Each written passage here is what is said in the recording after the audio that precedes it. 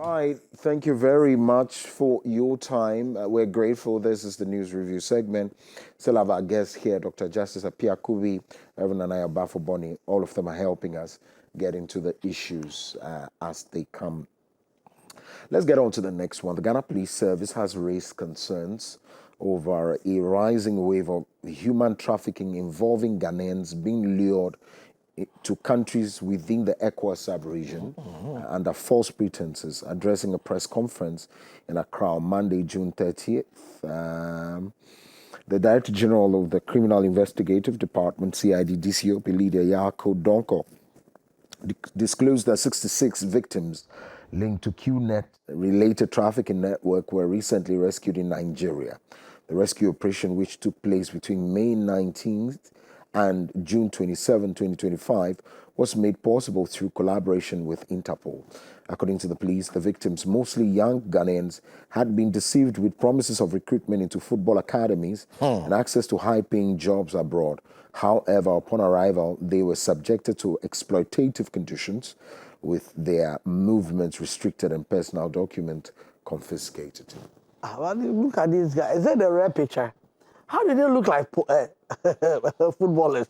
Yeah, that's the thing. So most maybe of them some of the pictures that came wasn't. No, some of them are. The story says they were lured into, Yeah, because when I look at this guy, there's no way this guy can be a footballer. Oh, okay. Oh, some of them. Oh, okay. You are saying that they don't look like footballers. So sometimes somebody come to you and tells you that I want you to go run for Miss World. Look at yourself in the mirror first. Yes. Somebody giving you promises. I mean, they say you are going to be Miss World. Look at yourself in the mirror. You know, am I really? The desperation. It's the desperation. Yeah, People take it's common sense. advantage of the desperation. They said, okay, for example, as I'm sitting now here, looking at this one pack, then they said that I should join Mr. Ghana. I mean, I had to look at myself in the mirror, look at the thing in front of my body, and I said, no, thank you, but no, thank you.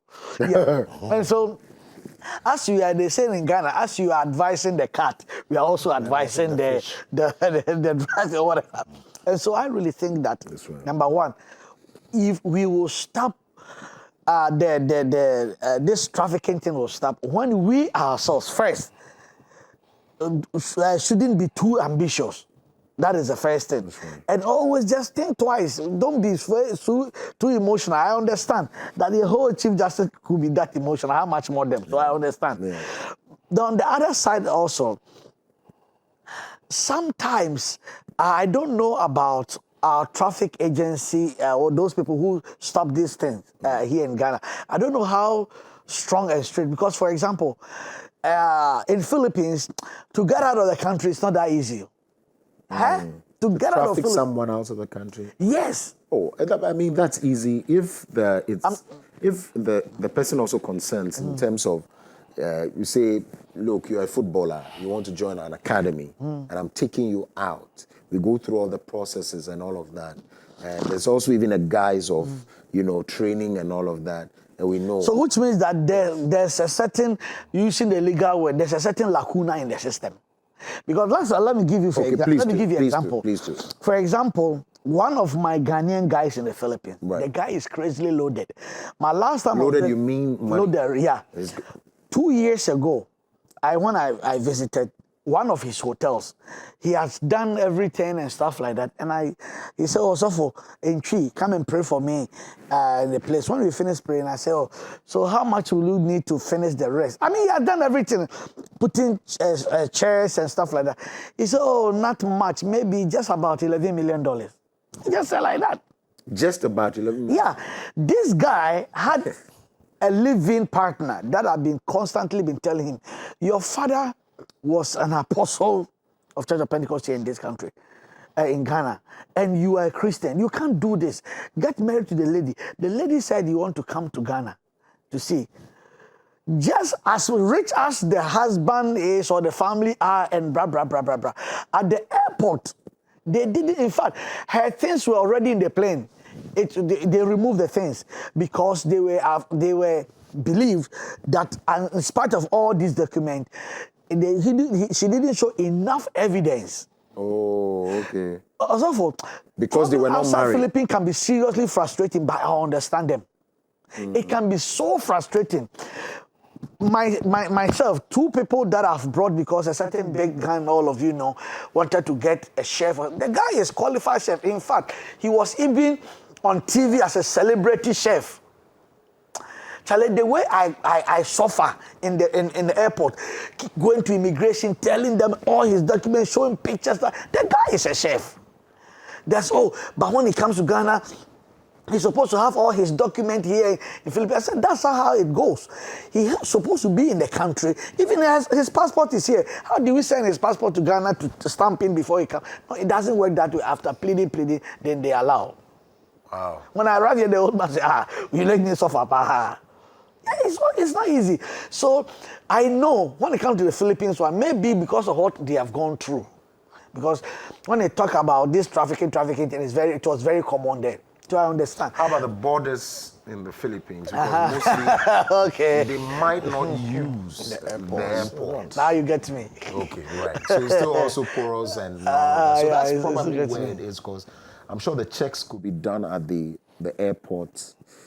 Well, the truth of the matter is that these things, Koku, they are all related to economics. That's right. Yes, of course. You see, so when people think and see the grass is greener on the other side, they'll do everything in their power to get there. You know, I've seen sometimes people travel. I mean, just like how you are looking at these guys and you're wondering whether they are footballers. Look, people travel under so many funny titles, you know, they just want to get in. You know, there are some that will travel. I remember a case I had where there was a guy who went to the American embassy and wanted a visa, and he had gone impersonating an architect. You know, there's an architect, he had documents, blah, blah, blah. You know, the guys didn't even bother to run a check. They just, back in those days, we were not using a computer, so they didn't know they had a development office. They took him there, gave him a drawing board and a T-square, and said, well, just do for us a simple 2-bedroom house. I tell you, he sat there from morning to evening and said, listen, he just wants to go home. He wants to go home. And one guy also joined a trip to enter Korea for the church growth conference that Yonggi-cho, the late Yonggi-cho was saying. You know, just at the airport, they said, just give us some 3 lines of the Apostles' Creed. Charlie, Burma had to just board the next flight back to Ghana. You are a book clerical Pampi, Charlie. The guy doesn't even know where the door of a church building is. So, people, when they are desperate, they do all sort of things. But kudos to the police for following the tip-off and then, you know, getting... My so we thank God for the rescue. My classmate experienced what you are saying. That's why I just budging. He was going to Canada. But that guy is smart. He was going to Canada with a conference and whatever. This guy... He has been to the church since the day of John the Baptist. He never pay attention. You know, there are some people who go to church, but church has never. No, not present. They go to church, but church never. The church never entered them. They go to church, but church doesn't go to them. So this is a kind of guy like that. He arrived there. They asked him certain things he couldn't know. Then he got very embarrassed. So he stepped aside. And he made a sign, please come. No. Hey, why are you calling me? No, can I do like that? I said, no. Then he came and said, this is a true story, my own classmate. That's right. And just happened about 3-4 years ago. No, about 2 years ago. And he said, I'm gay. They said, oh, so I'm in trouble. That's why I didn't want people to know, please. And you know, Canada is crazy about some of this nonsense. They gave him a place. It was Friday. He called Ghana. That he has gotten a place. Sunday, we saw him playing the drums in somebody's church. Oh, why? No, what Johnny? He had run away. So he lied. Yeah, he lied. Right? No, he's not gay. He landed in Canada. He said he just went The away. case of the fellow Ghanaians. But he's. If it's in US, they would have tested him first. Yeah. Hey, you say you are gay. But here in Canada, they are doing that now. Actually. Okay, man, they are wising up. They actually request that you should bring evidence. So then normally they are forced. Of course, I have a church member there who was literally under pressure to do that, but she turned it down. So you attend their gay parties, you take pictures, kissing with people, making out with them and all that. Yeah, so but I want to be, I don't want to be promiscuous. So they shouldn't allow. No, it's not about promiscuity. They are in a community. So why are you not interacting with the community?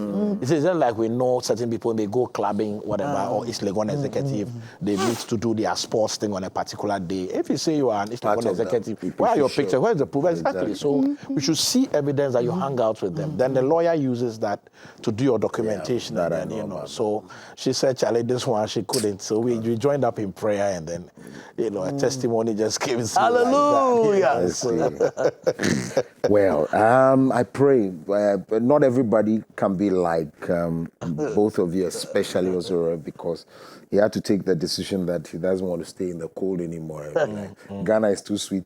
I have juggled that in my mind. Anytime I want to jackpot, I think about waking up at 4 a.m. With everything coming out of my mouth in my big jacket, and I'm like, can I stay? Can I stay? The thing is, if you have a plan, you see, many people travel because they just want to escape. Exactly. You know, but if you have a plan, for example, maybe you want to set up your law firm, you want to do some business, you are looked at it that, listen, I need a capital of, let's say, 60,000 pounds.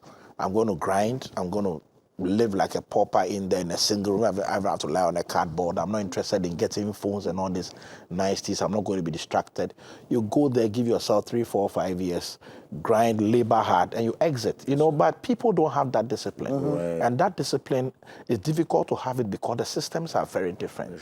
You can drive a car without really paying a dime. You can get good accommodation. So sometimes you are so overwhelmed how things are so easy that before you know, you have locked up yourself in personal prisons of debt, you know, and then you can't press the eject button. So I think that is what happens to our people. Okay. And then secondarily, you can't live in those advanced countries and not have financial intelligence. See, because the system takes advantage of those who are financially illiterate. Yes, because there are even things you can do that you will not pay taxes, but we don't even exploit them. Yeah, I have a friend who actually took his council on and doesn't pay council tax again. Interesting. They never knock on his door. Rather, they even give him money.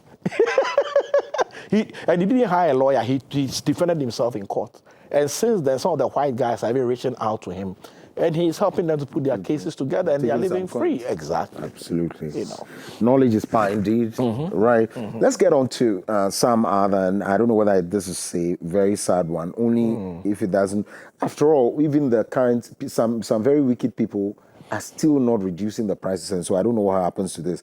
Well, projections from the Chamber of Oil Marketing Companies, COMAC, indicate that the fuel prices are likely to increase other retail stations from the first pricing window of July 1st, 2025, starting tomorrow. According to COMAC, petrol may witness a 2% increase, while prices of diesel could go up by 5%. 5%. Liquefied petrol gas, LPG, will see a 1% increase in price. This will be the first time since February 2025 prices of fuel will see an increase at the pumps. The chief executive of the chamber, Dr. Rivers Opon, disclosed this when he was speaking at the news conference. Well, this is what he had to say, and I quote before we get into the discussion. Even before the implementation of the amendment energy sector levy, which has been suspended, our projections indicate that pump prices may be going up. Yeah, this the Job said, what I fear had come to me. That was actually my fear. That we've seen that almost all presidents, as I've been growing up, I've seen almost all government, when they come initially, some do better than the other, some is longer than the other, but they come and it seems like things are getting better, then gradually we get squeezed back again. I'm just hoping and praying that it's not going to be like that. And that because the Iran Israel war that we thought that they're going to really skyrocketed fuel, and it has become the opposite. Yeah. So why, and the dollar situation also is not that bad. Yesterday I checked, it was 10 point something. I don't know now. And so I'm just really praying and hoping that this is not going to take too long. We will come back because we are looking forward to get into some single digit if the Lord will bless us in that way. So that is really what I'm hoping for. The increment in the nobody likes. Yesterday I bought fuel, and for the first time in a very long years, I have to tell the guy that because the tin is full and it looks like because shooting. Yeah, Dang. Then it's overflowing. Then That's he right. is told because I told him to give me 500 Ghana cedi, and before 500 Ghana to go almost nowhere. But this time it was full and overflowing. I nearly said something on television, but I have to say, hey, I can't remember last time I bought 500 CDs. You already said it. I tell you, my heart beat. My head, 500 CDs. We were doing between 150, 200. Hey, then you are 250. blessed. Ha, I'm blessed, rather. You are who I Yeah, no, because some people's their car that far from 50, 30. no, not even that. There's some people there the size of the tank. If you put 500 CDs, it's like you spat inside this thing. The 5.7. Because the tank is big. Oh, okay, when you are okay. Mine is just joking. As I'm going to buy the V8, my status is also about to be I know I'll be buying 1K. But I mean, should government not begin to, even if it's not PR, I have said this from the beginning that as much as we are going through the good times, make sure as part of your communication as well, government must continually remind us that there might be down times, but we will fix it. But for now, let's enjoy it while it lasts and all of that, because we know definitely there are going to be some down times. Well, I mean, the reality is that these increments are marginal. Yeah. I mean, if your fuel is selling at 12 cedis, 2% of that is like what? 24 pesos for crying out loud. 5% on diesel. You know, It is people taking advantage. No. Nobody can take advantage of this one. In fact, where I buy fuel, they've not even increased it. I think that it's 1st July. It's supposed to take effect, but some of the stations have not increased it because it's a marginal thing that they would rather want to have something more composite. Yeah. But look, it was expected. Yeah. Mind you, in the last few weeks, the dollar has strengthened a bit. So even though interbank's around 10.5, the forex guys are doing something between 11.5 and 12. You know, so there's been a bit of gain. So definitely that would have an impact. And of course, the little spike. You know, the oil prices went up to around 74, 75, and they began to come back down again. So, of course, I think when I came here, I even mentioned it, that we will not feel it in the immediate past pricing window, but in the 2 weeks ahead, which is where we are. So, and the COMEX guys were already announcing it, that we should expect a marginal increase. So, I mean, it is very, very much, expected. For me, my issue is this. If our government can ensure that the dollar, even when it comes under pressure, doesn't vacillate between two extreme ends. You see, like, we've come down to 10-ish. If we find ourselves going 12, 13, back to 10, 12, 13, it makes easy planning for business. You understand? The same we have our fuel, some are selling around 10, 11-ish to 12 CDs. Yeah. If we stay within that range, maybe up market 14.50, 10, 11, you know, we stay there for the next 3-4 years. Thanks be to God. You see, because it's a relative stability. Because even in the UK, when I was in the UK, how much a bus pass was costing, it's not the same for a month. It's gone up, but it's not like how we see in Africa where, let's say if it was $4.99, I don't think now it is $30.99. You get what I'm saying? Even though it's been like over 30 years since I went there. And that is where our challenge is. Sometimes the way we lose value, it makes it very difficult to plan, and then also cost of living skyrockets. So I think that if the government will manage, and mind you, boards have been sworn in now. So government is beginning to spend. I've already seen adverts for supply, for people to come and bid for contracts. You know, they have also started doing adverts for feeder routes. So government is spending. So once government is spending, we are looking at ending the year dollar somewhere around interbank between 12 and 14 CDs. That's where I'm pegging it. Fuel will be just round about the same, unless somebody decides to bomb somewhere. You know, but yeah. So I think that President JM has done well. He's been clear that are not going to go all the way down to affect import and export. And then it's also been very clear in managing expectations. Like you were saying, only that I don't think the communicators have carried his voice That's right. and been able to drum it home. But every time he's had opportunity, he's been very realistic with us that, listen, we are enjoying this windfall, but there will be some inching forward, but we are going to keep it such that to be within a certain range and not, throw the economy out of gear. I'm just praying that the communicators would, carry it forward and then, do a good job with it. That's about it. Right. Let's do our final story, shall we? Tension and fear continue to grip residents of the Nkwanta South municipality of the Oti region, leaving 2 more Konkomma youths in critical condition. The 2 individuals, Ujakpa Nakoja and Nyansama Joseph, both from Pa, a farming community in Nkwanta South, were shot by unknown gunmen at Abrewanko Junction. The 2 victims were rushed for treatment at St. Joseph Hospital and Medical Village, all in Nkwanta South Municipality. The latest development has sparked widespread concern for peace, bringing Konkomma prominent personalities, including Dr. Joshua Makubu and Deputy Superintendent of Prison DSP Daniel Machato, both former Oti regional ministers, and Ubo Tassan Konja, the 6th Pasawura, appealing for calm and restraint. The personalities emphasize the importance of dialogue. So what caused that, though? It's just the tribal As usual. differences. Yes. Okay, I don't have much to say About it. Yeah. And the funny thing is that you can't also just give up. That's right. And you can't throw in the towel. right. Yeah, it keeps on happening over and over again. Right. Even though it's also sometimes, if you look at somebody's situation, then you thank God for your own. Because you look at some of what is still, Southern Sudan is still really, whatever is going on there. And so sometimes when you look at some of our situations and compare to others, but nevertheless, I'm tired of the not fight here.